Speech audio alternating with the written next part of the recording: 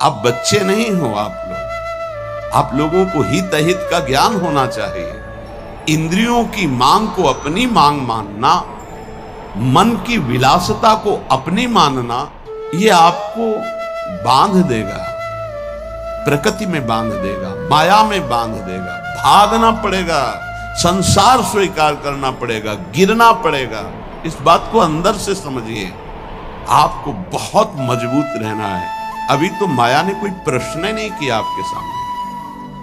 अभी तो सिर्फ पढ़ाई चल रही, तब आप भागते हो अंदर से।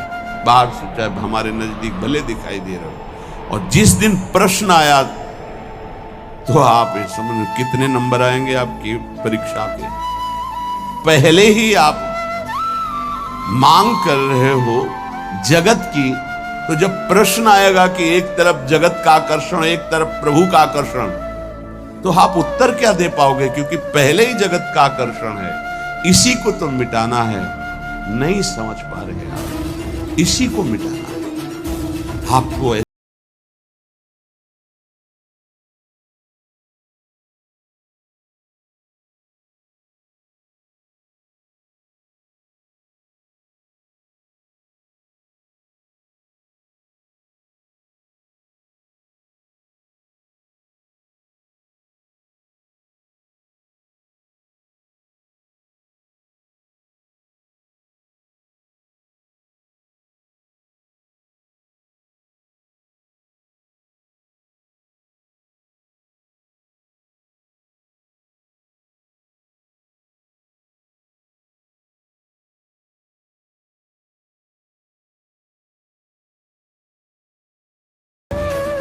इस शब्दों को पकड़ लीजिए, सत्संग के शब्दों को आप नहीं पकड़ लिया। आपका मन जब विपरीत चिंतन करता है तो आप कीर्तन कीजिए, वाणी जी का उच्च स्वर से गायन कीजिए। एक बार जीत गए तो 1000 बार इसको पटक दोगे मन को, एक बार हार गए तो 1000 बार पटकी लगाएगा आपको। आप समझ लो, आप किसी विशेष कृपा से आप चल रहे हैं।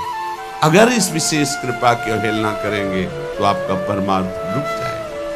पूज्यपाद श्री उड़िया बाबा जी महाराज से स्वामी अखंडानंद जी महाराज प्रश्न करते हैं, बाबा यदि कोई हमारे गुरु और इष्ट की निंदा कर रहा है तो हमारा क्या कर्तव्य बनता है?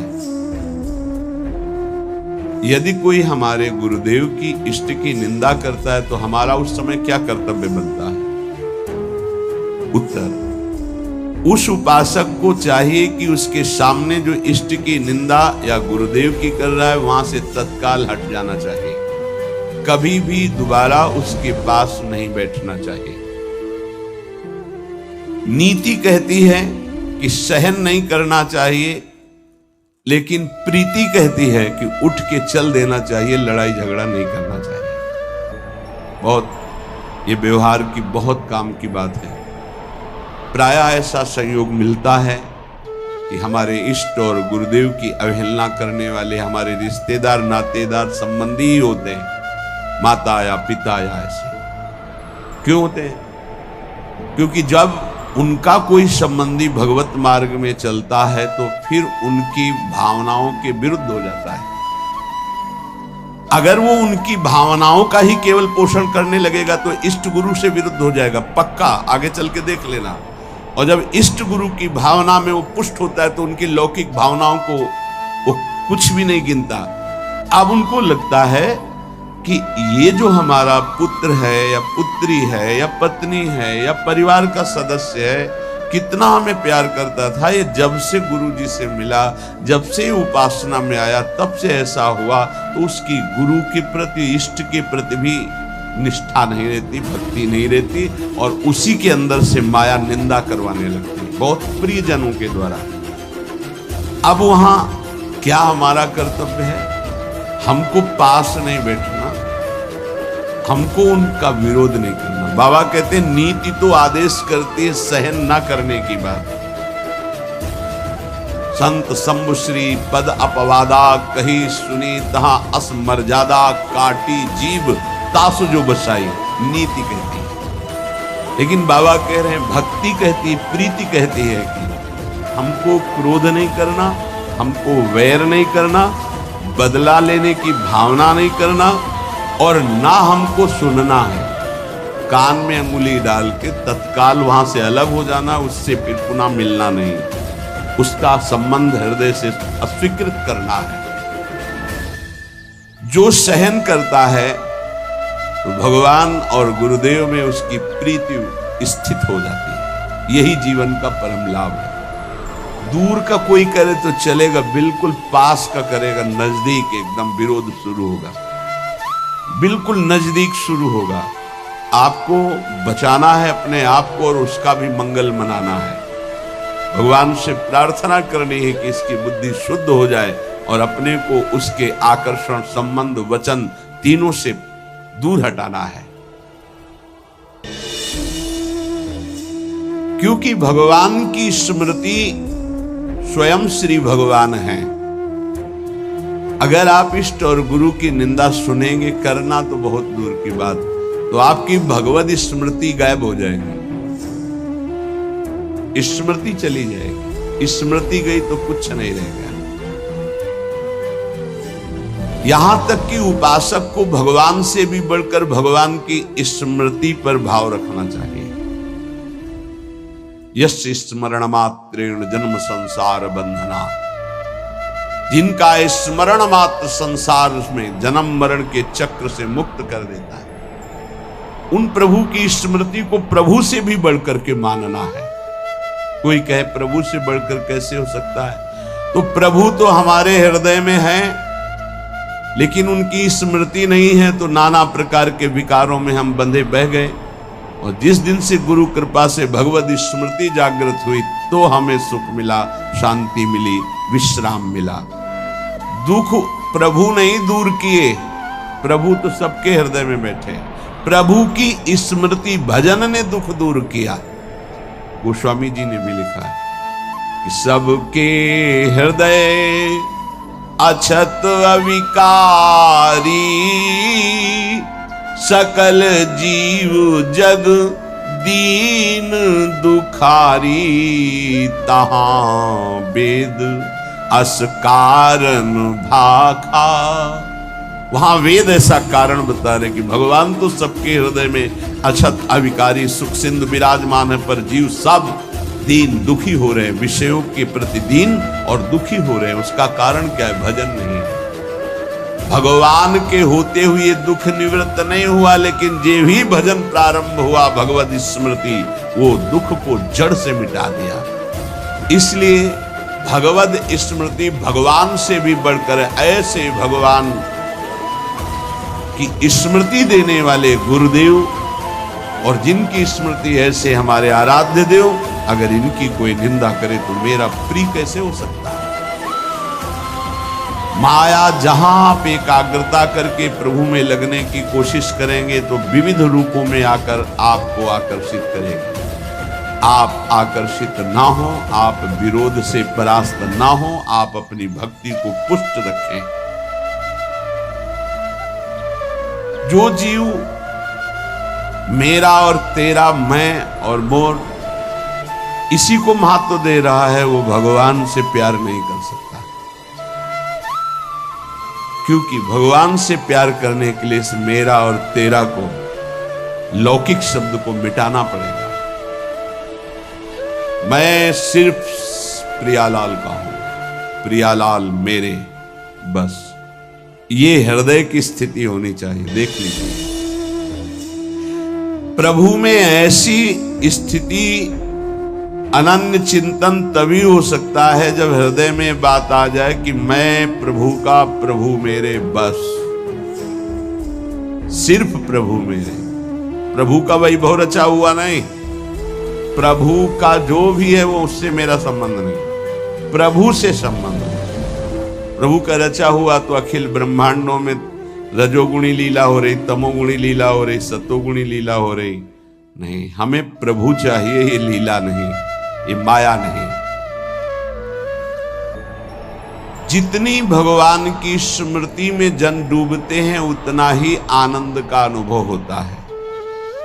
पर जब हृदय में भोगों के प्रति राग होता है, और जब वो नहीं मिलता तो क्रोध हो जाता है, चिड़चिड़ा स्वभाव हो जाता है, नाक में गुस्सा भर जाती है। ये उपासक सावधान इस वृत्ति से। नहीं, अगला इसका जो कदम है उसका नाम है भय। राग भोगों का, बराबर भोग तुम्हें मिलते रहे ऐसा सृष्टि में कभी किसी को नहीं होता। परिस्थिति बिगड़ती भी है, कभी ऐसी परिस्थिति आती है कि मनोनुकूल भोग नहीं मिलता। उस समय क्रोध, चिड़चिड़ा स्वभाव नहीं, शासन में लीजिए। नहीं, अगला कदम जो है वो बड़ा भयावह है। राग से क्रोध और क्रोध से भयावह स्थिति। नित्यानंद रस की अनुभूति के लिए चलने वाला उपासक हृदय में भोगों का राग न रखे, नहीं तो क्रोध, चिड़चिड़ा स्वभाव हो जाना, कुछ अच्छा ना लगना, वो विध्वंसक भाव आगे भय उपस्थित कर देगा। आपकी चेष्टा भयावह होगी। भक्ति में मुख्य बात है, भक्त कभी भी महापुरुषों के वचनों की अवहेलना न करे, अपराध न करे। इसका पूरा ध्यान रखे, नहीं तो बुद्धि भ्रष्ट हो जाएगी। ये मैं गूढ़ बात कहता हूं। जिन उपासक के अंदर भोगों का राग है, क्रोध है, भयावह कल्पनाएं हैं, वो आज्ञा का उल्लंघन करते हैं। अगर आज्ञा पर चलोगे तो कभी माया आपको परास्त नहीं कर पाएगी। साधन भक्ति, जब सिद्धा भक्ति में फिर निश्चिंतता आती है, निर्भयता आती है, निशोक आता है। साधन भक्ति में साधक को बहुत सावधान रहना है। ये 6 बातें साधन भक्ति में होंगी, तभी सिद्ध स्वरूप जागृत हो जाएगा। पूज्य पादुड़िया बाबा, चिदानंद समुद्र भगवान की निश्चित प्राप्ति हो जाएगी, सिद्ध पुरुष हो जाएगा यदि ये 6 बातें रही। पहले, भारी से भारी आपके प्रति कोई अपराध कर दे तो उसे क्षमा करने की आपके अंदर वृत्ति होनी चाहिए। क्रोध करके उसको मानसिक संकल्प करके दंड देना, या शारीरिक दंड देना, या समुदाय से दंड दिलाना, किसी भी प्रकार का ऐसा भाव नहीं होना चाहिए। जैसे आप भजन करते हैं, आपके मन में संकल्प बना कि तुमने हमारा अपमान किया है, तुम्हें भगवान देख लेंगे, भोगोगे। तो यदि भजन बल है तो लागू हो जाएगा उस पर, और वो कष्ट भोगेगा पक्का। लेकिन वो तो कष्ट भोगेगा शारीरिक, पर आप खाली हो गए। और अब भजन की वो वृत्ति आएगी नहीं, क्योंकि आप सिद्धांत से गिर गए। या आप शारीरिक बलवान हैं, आपने उसको पीट दिया, तो आपका भजन बल क्षीण हो जाएगा, आपका मार्ग अवरुद्ध हो जाएगा। या आपके बहुत अनुयायी हैं, उनसे पिटवा दिया। किसी भी तरह से दंड दिलवाना भक्ति को खो देना है, ये बात अच्छे से समझ लीजिए। तो पहला है क्षमा। किसी भी कारण से एक भारी से भारी अपराधी को भी क्रोध करके दंड देने की भावना ना होना। दूसरा है, कभी भी किसी भी वस्तु, व्यक्ति, स्थान पर महत्व रखकर अपने प्रभु को भूल जाना, ये बहुत सावधानी की जरूरत। तभी आप सिद्ध होंगे, परिपक्व अवस्था तभी आएगी। अव्यर्थ कालत्वम, समय व्यर्थ नष्ट कर देना। कब नष्ट होता है समय व्यर्थ? अनुकूल भोग मिल गया, उसमें राजी हो गए, भूल गए भगवान। अनुकूल व्यक्ति मिल गया, उससे बात कर रहे हैं, बहुत दिनों बाद मिले, बातचीत, हंसी मजाक, और कैसे हो, भूल गए भगवान। वस्तु, व्यक्ति, स्थान, पदार्थ, पद, चाहा हुआ कुछ भी मिले, उसके मिलने में यदि आपका भजन छूट गया तो आपकी भक्ति बाधित हो जाएगी। ये सावधानी कहां है, किस साधक में? कोई बिरला ये ध्यान रखता है कि हमारे सामने अनुकूल वस्तु, व्यक्ति, पदार्थ, घटना, पद, ये अगर कोई भी आवे तो भी हमें अपने प्रभु का स्मरण नहीं छोड़ना, समय 1 मिनट व्यर्थ नहीं होने देना, सिद्ध बनने के लिए, भगवदाकार वृत्ति के लिए, भगवत साक्षात्कार के लिए। तीसरा, जिन भोगों को निषेध किया गया है तुम्हारे आसपास सब हो, सुविधा हो भोगने की, तो भी तुम्हारे हृदय में भोग लालसा ना हो। अगर हो भी जाए तो भोगना नहीं। आवश्यकता से अधिक धर्म अनुकूल भोग भी ना भोगे। फिर धर्म के प्रतिकूल तो बात जाने दो, जितनी आवश्यकता है। ये बहुत सूक्ष्म विषय है। जैसे भोजन में मीठा बहुत प्रिय होता है, किसी को नमकीन बहुत प्रिय होता है। जहां अनुकूल भोजन आया, अधिक मात्रा में लिया, उस दिन नोट करना, भजन नहीं होगा। वो भजन जो स्वाभाविक होता था रोटी दाल में, वो नहीं होगा। आप देखना तो कितनी दुश्मन है वो वस्तु जो हमें प्रभु के स्मरण में शिथिलता दे दे। रुचि नहीं रह गई भजन की, फिर बातें होती बैठ करके प्रपंच की बातें, और या फिर बहुत खूब सोना, सो रहा है, सारी शक्ति पचने में लग जाती है। जब उदर में जरूरत है 500 ग्राम 400 ग्राम भोजन की, और आपने दबा करके उसमें 1.25 किलो भर दिया, अब इसके बाद पानी गया, अब वो सारी आपकी जीवनी शक्ति उसी में लग गई पचाने में, तो भजन के लिए आपके पास सामर्थ्य कहाँ रहेंगे? बार बार जमवाई लो, बार बार टहलो, बार बार लेटो, क्योंकि वो पच जाए ना, और वो कि बर्बाद ना हो। तुम ही हो भारत में सार्थक करने वाले, और तो जीव है ही नहीं भाई। और भी तो पशु पक्षी, तुम अपनी केवल हो, तुम उतना ही सेवन कीजिए, वो कोई और पालेगा, पशु पक्षी पालेंगे, कुछ चीज बर्बाद नहीं। आप छोड़ दीजिए, उसमें चींटियां लग जाएंगी, वो चींटी पालेंगी, बहुत से कीट पतंगे वो पालेंगे। आप ऐसा ना सोचे कि बर्बाद हो। तो उपासक को पदार्थ, वस्तु, व्यक्ति, हमें किसी व्यक्ति से इतना प्रेम नहीं कर लेना कि वो उसके मिलने पर प्रभु का विस्मरण हो जाए। ये बहुत सूक्ष्म बातें महापुरुषों के द्वारा शोध कर कही गई है। चौथा, सम्मान सबको बहुत प्रिय है, बहुत प्रिय है। सम्मान किसको अच्छा नहीं लगता? पशु पक्षी को भी अच्छा लगता है सम्मान। पुचकार कर, दुलार करो, प्यार करो, सम्मान दो। जो भगवत मार्ग में सिद्धावस्था को प्राप्त होना चाहता है, सम्मान को जहर की तरह देखे और नीच पुरुषों द्वारा किए हुए अपमान को अमृत के समान पान करके निराभिमानी बन जाए। चौथी बात, देखो परमार्थ को तो समझना ही पड़ेगा। ये बहुत जहरीली बात है। सिद्धावस्था ऐसे प्राप्त नहीं हुई। पहला, तुम्हारा कोई किसी भी तरह से अपराध करे, तुम्हें क्षमा करना है। ना मानसिक, न शारीरिक, न वाचिक, न व्यवहारिक, किसी भी तरह का उसको दंड देने का विधान, यद्यपि सामर्थ्य है फिर भी नहीं। पहला। दूसरा, कभी भी किसी भी वस्तु, व्यक्ति, स्थान के आकर्षण में प्रभु को नहीं भूलना। ये तुम्हारे ऊपर शर्त है। तुम्हारे सामने कोई व्यक्ति आए, वस्तु आए, पदार्थ आवे, घटना आवे, प्रभु को नहीं भूलना। अंदर राधा राधा राधा। किशोरी जी से बढ़कर प्रिय कौन हो गया, जिससे अगर प्रभु को भूल जाते हैं तो वो बड़ा हो गया, प्रभु छोटे हो गए। वो पदार्थ बड़ा हो गया, वो संपत्ति बड़ी हो गई, वो व्यक्ति बड़ा हो गया, वो घटना बड़ी हो गई जिसने प्रभु को भुलवा दिया। नहीं। तीसरा, विविध प्रकार की भोग सामग्री आसपास फ्री भोगने के लिए हो, फिर भी नहीं भोगना, क्योंकि हमें भगवत साक्षात्कार करना है। अनुकूल धर्मयुक्त भोग भी उतना भोगना है जिससे हमारा भजन चले। जैसे खान पान, विश्रामात उचित।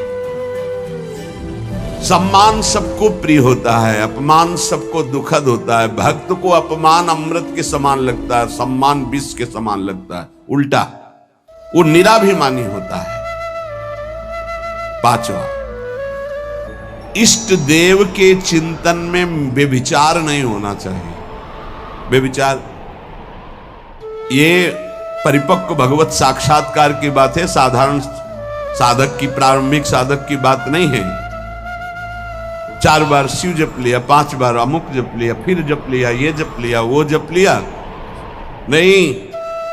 केवल अपने इष्ट देव में ही। अगर शिव हैं तो शिव संबंधी, राम तो राम संबंधी। अब ये सिद्धावस्था की तरफ जा रहा है साधक।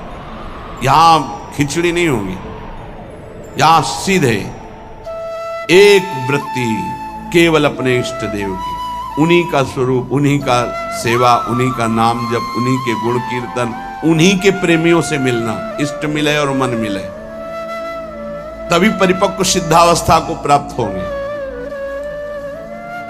छठवां, सदगुरु की शरण में रहकर उनके बताए हुए मार्ग से चलना, सिद्धावस्था। ये बहुत कठिन है, बहुत कठिन।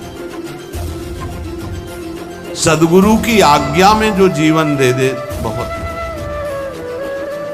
कल एक उपासक कह रहे थे, हम बहुत प्रयास करते हैं, वर्षों हो गए करते, लेकिन अभी यही निश्चय नहीं कर पाए कि मुझे जाना कहाँ है, जपूं क्या, निरंतर क्या करूं। तो गुरुदेव का वर्ण क्या? बोले नहीं, तो पूरा जीवन व्यतीत हो जाएगा, निर्णय थोड़ी कर पाओगे। ये निर्णय तो गुरुदेव के द्वारा होता है। जो गुरुदेव ने नाम दिया, जो साधन बताया, आजीवन उसी में। गुरु प्रदत्त इष्ट के विग्रह में, छवि में, नाम सेवा में सर्वस्व विराजमान है, भाव समझ लीजिए। गुरु प्रदत्त नाम मंत्र, गुरु प्रदत्त साधना, वो सिद्ध होने के लिए बहुत आवश्यक है, और उसी में स्थिति होने से सिद्धावस्था प्राप्त होती है। बहुत ये सूक्ष्म विषय सब नहीं समझ पाएंगे। भगवान विविध रूपों में विविध भाव वाले भक्तों को सुख दिया है। जब कृपा होती तो विविध रूप सब आते हैं। जो अनन्य रस का उपासक है अपने इष्ट देव का, उसे किसी में प्रियता नहीं होती। तो इसका मतलब अभी ज्ञान नहीं हुआ? नहीं नहीं, ये ज्ञान के ऊपर की बात है, ज्ञान के ऊपर की बात है। ये ज्ञान तो बहुत पहले गोस्वामी जी को हो गया था, सिय राम में सब जग जाए। फिर कह रहे बने तो रघुबर ते बने, बिगड़े तो भरपूर, तुलसी और अंते बने ताबन में। सदगुरु की शरण में साधना करने वाले उपासक की एक पहचान होती है। गुरु प्रदत्त इष्ट नाम उपासना के सिवा और कुछ अच्छे नहीं लगेगा। कोई सिद्धांत वर्णन उसके पकड़ में नहीं आएगा, उसको सब माया नजर आएगी। कोई भी भगवान रूप रख करके आवे, उसको प्रियता नहीं होगी। उसको प्रियता उसी में होगी जो गुरुदेव भगवान ने इष्ट दिए हैं। ये खास बात उस गुरु प्रदत्त साधन करने वाले महामहिम साधक में होती, ये सब में नहीं होती। बड़े से बड़े भगवत स्वरूप की रुचि नहीं रहेगी, उसकी रुचि नहीं रहेगी। अपने इष्ट का नाम, इस पे उसके प्राण न्यौछावर होते हैं। यही परिपक्व अवस्था में जाएगा उपासक। प्रभु के विविध रूप हैं, विविध छवियां हैं, विविध उनकी शोभा, विविध नाम। ये तब होता प्रारंभ में, विविधता में। लेकिन जब परिपक्व अवस्था की तरफ, तो गुरु प्रदत्त साधन और साध्य पर दृढ़ निश्चय, अपना कोई भाव। आजकल गुरु बनाने के लिए जब आते हैं तो पूरा रजिस्टर भरा होता है, कोरा कागज बनकर गुरु जी के पास जाया जाता है। अब लिखो इस पे, जो लिख दोगे आजीवन इसी पे लिखा रहेगा। लेकिन यहाँ इतना लिखने का अवसर ही नहीं, शिष्य बन रहे, वो पूरा रजिस्टर भरा हुआ है। हम तो ये करते हैं, हम तो ये करते हैं, हम वही ऐसे, हमारा ये सिद्धांत, हमारे ना कोई आग्रह ना कोई भाव, ये रखा है हृदय हमारा, जो आप चाहो इस पे डाल दो, वही जीवन भर ऐसे शिष्य बना जाता है। सब अपनी भावनाएं हटाकर गुरुदेव की चरणों में। अब आप जो ये नया जन्म हमारा है गुरु दीक्षा का, आप जो आज्ञा करेंगे वैसे ही हम चलेंगे। एक अबोध बच्चे की तरह गुरुदेव के चरणों में समर्पण, अबोध बच्चे की, मुझे कुछ पता नहीं, जैसा आप कहे वैसा मैं चलूं।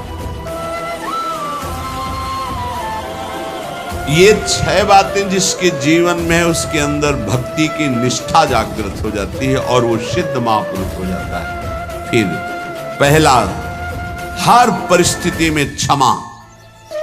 बहुत कठिन है, बहुत कठिन है। कोई अपराध पे अपराध करता जा रहा है, हम क्षमा पे क्षमा करते जा रहे हैं। बड़ा प्रभाव क्षमा का है। आप तो क्षमा कर रहे हो, उसका परिवर्तन शुरू हो जाएगा। क्षमा में इतना बड़ा बल है कि जो अपराध कर रहा है उसका परिवर्तन हो जाएगा। क्षमाशील ही परिवर्तन कर सकता है। क्रोध करने वाला या दंड देने वाला महान नहीं माना जाता। क्षमाशील महान माना जाता है।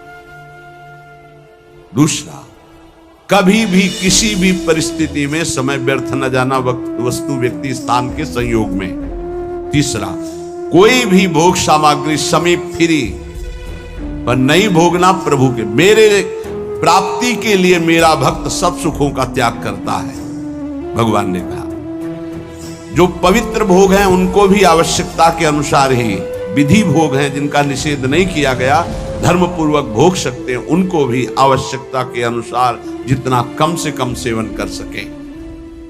चौथा, सम्मान को विश्वत नीच पुरुषों द्वारा किए हुए अपमान को अमृत मानकर निराभिमानी रहना। पांचवा, निरंतर अपने गुरु प्रदत्त उपासना में आसक्त और इष्ट देव पे आसक्त, जो गुरुदेव ने बताया। छठवां, सदगुरुदेव की पूर्ण शरणागति, पूर्ण आश्रय, एकदम कोरा कागज बनकर वो जैसा जैसा कह रहे वैसे चलने से भक्ति निष्ठा जागृत हो जाती। भक्ति निष्ठा जागृत होने पर वो सबसे अधम और छोटा अपने को समझने लगता है।